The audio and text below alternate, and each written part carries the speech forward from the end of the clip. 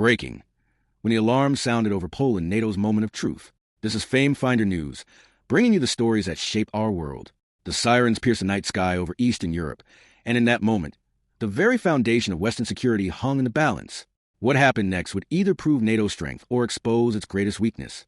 In the early hours of what seemed like an ordinary evening, Polish air defense systems roared to life. Enemy drones had crossed the line, not just into Ukrainian airspace, but into NATO territory itself.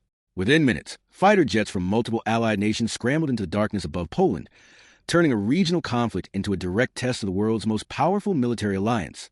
This wasn't just another headline from the war in Ukraine. This was the moment NATO had been preparing for since its founding, the moment when Article 4, and potentially the dreaded Article 5, moved from theory to terrifying reality. Standing before the international press, Polish officials delivered a message that echoed far beyond their borders. The response was collective. They declared not just Polish aircraft, but allied forces from across NATO had answered the call.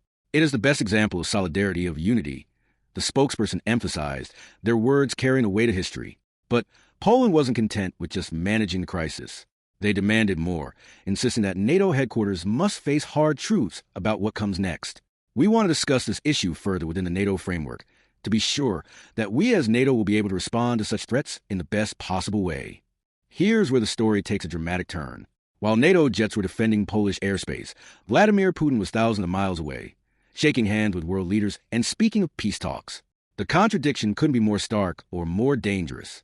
ITV correspondent Carl Den cut straight to the heart of European anxieties. Don't these reckless strikes prove that Russia is acting in bad faith while Putin holds talks abroad? The response was swift and unforgiving. A NATO minister didn't mince words. Actions speak louder than words. Whatever the intent behind yesterday's attacks on Poland, they were reckless. They were dangerous. They were an attack on NATO airspace and on NATO sovereignty. For Poland, this isn't just about military strategy. It's about survival. Few nations carry deeper scars from foreign invasions and betrayals. The specter of Russian forces, even accidentally, crossing their borders awakens memories that run through generations. This is why Poland has become NATO's loudest voice, demanding stronger defenses and tougher responses. Behind the formal statements lies a chess game of enormous consequences. Every scrambled jet, every intercepted missile, every public declaration sends a message to Moscow. Attack one NATO member, and you attack them all. But the alliance walks a razor's edge. Too little response can invite further aggression, while too much risks igniting World War III. The stakes couldn't be higher for Ukraine. As one minister made clear, we have to put Ukraine in the strongest possible position to go into any talks. Every drone shot down over Europe, every missile intercepted, serves as a reminder that Ukraine's defense is inseparable from NATO's security.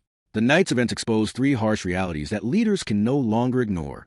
First, Russia continues testing NATO's red lines, whether through deliberate provocation or reckless military operations. Second, the war in Ukraine cannot be contained within Ukraine's borders, no matter how much the West might wish otherwise. Third, Western credibility depends not just on words, but on visible, coordinated action when alliance territory is threatened. As dawn broke over Europe, the message was clear. NATO had passed its first real test since the Ukraine war began. Allied aircraft had flown together. Defense systems had coordinated seamlessly, and political leaders had spoken with one voice. But questions remain. Will this unity hold under pressure? Can NATO balance deterrence with diplomacy? And most critically, what happens the next time alarms sound at night? What we witnessed wasn't just another military incident. It was a preview of how quickly our world can change. In the space of a few hours, abstract concepts like collective defense became concrete realities affecting millions of lives.